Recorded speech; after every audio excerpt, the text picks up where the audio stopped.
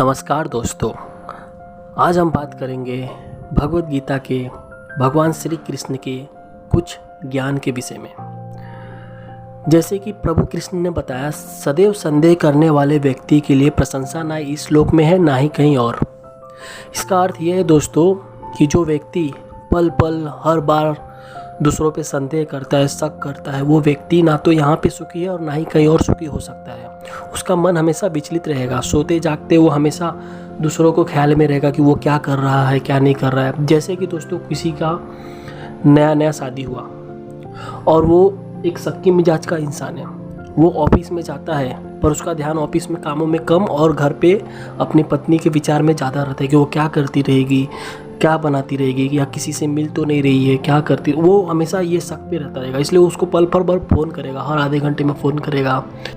दोस्तों एक बात याद रखो, शक को कोई डॉक्टर भी नहीं ठीक कर सकता। शक को आपको अपने मन से निकालना होगा, क्योंकि शक एक गंभीर बीमारी का रूप भी ले लेती है कभी कभी। क्योंकि शक की वजह से बहुत सी समस्याएं होती है, बहुत से रिश्ते इस शक की वजह से ही ख़त्म हो जाते हैं, चाहे वो रिश्ता प्यार का हो, दोस्ती का हो या कोई और। दूसरा, प्रभु श्री कृष्ण कहते हैं कि जो मन को नियंत्रण नहीं करते उनके लिए वह शत्रु समान कार्य करते हैं। इसका अर्थ यह है दोस्तों कि मन ही हमारा मित्र है और मन ही हमारी शत्रु है। जैसे दोस्तों मैं एक एग्जांपल बताता हूँ। एक इंसान रास्ते से चल रहा है, अचानक उसका पर्स गिर गया और उसे पता भी नहीं कि मेरा पर्स गिरा है। और वहीं खड़े एक दूसरे व्यक्ति ने उस पर्स को गिरते हुए देखा। वो उस पर्स को उठाया और वो देख रहा है कि जिस आदमी का पर्स गिरा वो चले जा रहा है। उसके मन में सवाल आता है, वो पर्स दूं कि ना दूं, दूं कि ना दूं। तो ये मन का भेद है, ये मन का काम है। मन चंचल होता है, इसलिए दोस्तों अपने मन को नियंत्रण करो। प्रभु श्री कृष्ण कहते हैं जो मन को नियंत्रण नहीं करते उनके लिए वह शत्रु समान कार्य करता है। तीसरा दोस्तों, जिस प्रकार गर्मी के बाद वर्षा ऋतु और वर्षा ऋतु के बाद शीत ऋतु आता है, उसी प्रकार दुख और सुख भी होते हैं जो आते और जाते रहते हैं।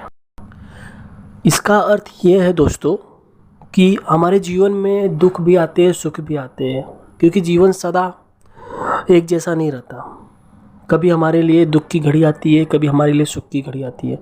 अब दोस्तों मैं आपको बता देना चाहता हूँ कि जैसे एक इंसान बहुत खुशी था, काफ़ी खुशी था, उसके घर पे एक लड़का हुआ और वो काफ़ी खुशी था, गांव में मिठाई बटाया और उसके बाद वो ऑफिस में मिठाई बंटवाया।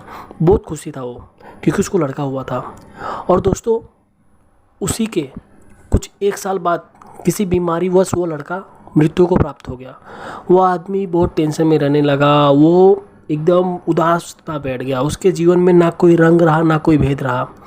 तो दोस्तों यही है कि जो दुख होता है और सुख होते हैं वो आते जाते रहते हैं अपने जीवन में। वो एक मौसम के समान है, मौसम जैसा बदलते रहता है वैसे दुख और सुख भी बदलते रहते हैं। कभी सुख की घड़ी आती है, कभी दुख की घड़ी आती है।